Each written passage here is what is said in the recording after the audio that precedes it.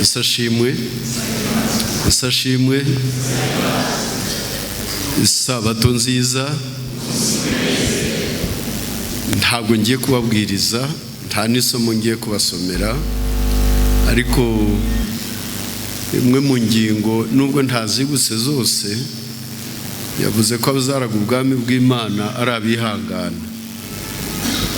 Uwatangira rero atsindwa aka kanya yaba atsinzwe vuba, icyakora yaba agifite andi mahirwe yo kuzahinduka ikindi gihe. Ndabashimira iteraniro ringana ritya, abizera b'intara ya Kanombe, reka rimwe mperaho nk'abari iwanyu. Ndabashimira ibintu bigera kuri bitatu. Icya mbere, uru rusengero ukuntu mwakomeje kurutunganya, waruherutsemo umwaka ushize no mu kwezi kwashize, iyo agarutse asanga hari icyo mwahinduye, kandi reka mbabwire ko ibyo mukora ntabwo ari ubusa ku mwami. Mwarakoze, n'ibisigaye Imana izabashoboza, muzakomeze gutunganya ibihesha Imana icyubahiro. Mwarakoze hamwe n'umuvandimwe utajya ukunda ko dukunda kwamamaza izina rye. Warakoze muvandi, ndi gushakisha aho yicaye simubona, ariko sinamubwira ngo ahagarare. Ndi kujya nugugwa kujya kuvuga izina, ariko reka mbe ndiretse. Aha hantu hongereye agaciro uru rusengero, ndabeshye se? Aha hantu hongereye agaciro uru rusengero. Mwabonye ko abatije nta muntu uvuye aho yicaye. Nahoze mbwira abapasitoro banyu nti mwitege ko vuba aha ngaha muzabona abandi babatizwa. Muzabona abandi babatizwa bazanywe n'amavuna cyangwa bazanywe n'ubwuzu bwo kugira ngo babatirizwe aha ngaha. Inzira zose zizana abantu kuri Nyagasani, Nyagasani arabakira. Mwarakoze rero, Imana ibakomereza amaboko. Icya kabiri mbashimira, nk'uko umwigisha amaze kutwigisha no kutwibutsa, nuko mukomeza gushyigikira umurimo mu mpande zawo zose. Ari mu mwaka ushize, ari no mu kwezi gushize, ibyo mwakoze Imana ibongere umugisha. Icya gatatu mbashimira ni aya mavuna. Mwarakoze kuyategura, mwarakoze kuyaringaniza, mwarakoze kandi kuba mwarararitse bene data n'abashiki bacu ngo nabo baze bizerere muri iri torero, bategereze umwami Yesu naza azabaho ubugingo buhoraho. Umwuka w'Imana akomeze kubana nabo. Nubwo nari navuze bitatu, reka nsoze icya kane. Mwarakoze kwakira abizera b'Indera. Pastor Deo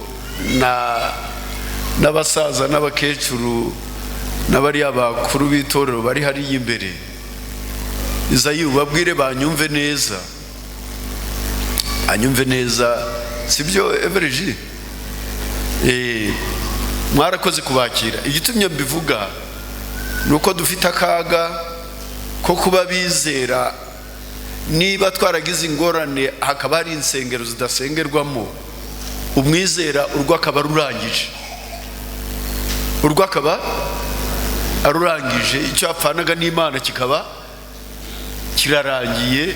Nubwo wamubwira ngo hariya hirya aho urusengero ruracyakinguye, ati si iwacu.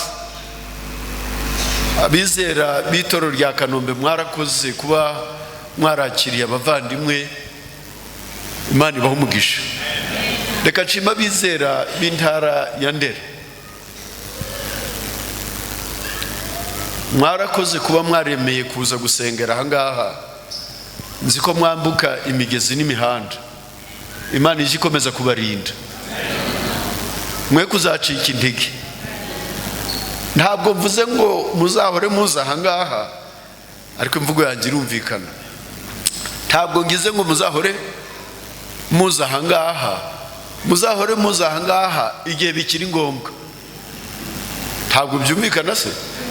Muzahore muza aha ngaha igihe bikiri ngombwa. ariko ndabasabira imigisha yose Imana itanga hamwe n'ibyo mwifuza ngo Imana izabibasohoreza kugira ngo namwe Imana izabacira kanzu. Namwe kandi ndabashimira ko mukomeza gutwaza uko mungana kose, uko mushoboye kose, kugira ngo mufatanye n'abandi mu murimo rusange. Reka nsoze mbararika, dukwiriye kwiga ubuhanuzi bwose bwa Bibiliya, kandi buri buhanuzi tukabwumvira ku murongo wabwo. Yesu ashimwe. Dukwiriye kwiga ubuhanuzi bwose bwa Bibiliya, kandi buri buhanuzi tukabwumvira ku murongo. Pawulo yabwiye Timoteyo ati, kandi umenye yuko mu minsi y'imperuka hazaza wakubaza kimwe mu biranga ibihe birushya, buri wese yagira icyo abona. Imana izaturinde no muri ibyo bihe ngo tuzabyambuke. Kansoze nshimira umubwiriza nubwo atari inshingano zanjye, ariko kuko mwampaye uwo mwanya reka mushimire. Yarakoze. Ntabwo mvanyeho ko pastor n'abakuru b'itoro ba Kanombe bari buze gufata umwanya wabo. Bararendeza Augustin, warakoze kuza kubana natwe muri ibi byumweru bibiri bishize. Imana iguhe umugisha. Ndizera ko yababwiye impamvu y'amazina ye, ndizera ko yabasobanuriye n'izina ritari rinyarwanda icyo risobanuye, ariko izina rifite akamaro ni rya rindi tuzitwa tugeze mu bwami bw'Imana. Ndabifuriza mwese kuzahabwa amazina mashya mu izina rya Yesu. Kwiringira TV, ubutumwa bwiza kuri benshi, gukizwa kwa benshi. Matayo 24 umurongo wa 14.